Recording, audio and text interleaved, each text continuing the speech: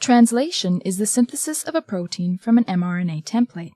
This process involves several key molecules, including mRNA, the small and large subunits of the ribosome, tRNA, and finally, the release factor.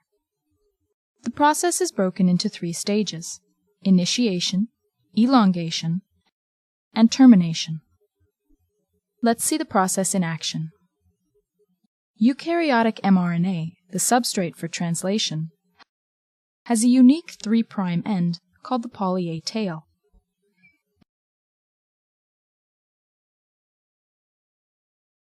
mRNA also contains codons that will encode for specific amino acids.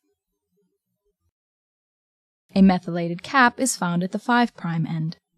Translation initiation begins when the small subunit of the ribosome attaches to the cap and moves to the translation initiation site. tRNA is another key molecule. It contains an anticodon that is complementary to the mRNA codon to which it binds.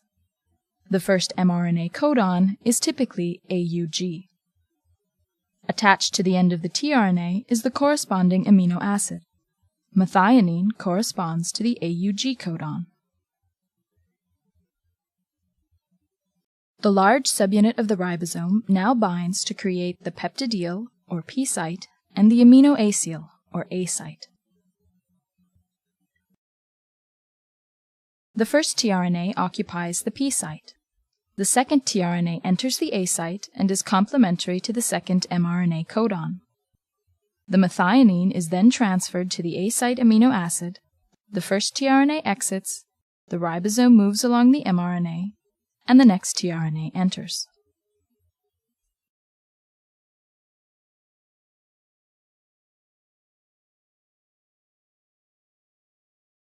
These are the basic steps of elongation. As elongation continues, the growing peptide is continually transferred to the A site tRNA, the ribosome moves along the mRNA, and new tRNAs enter. When a stop codon is encountered in the A site, a release factor enters the A site and translation is terminated. When termination is reached, the ribosome dissociates and the newly formed protein is released.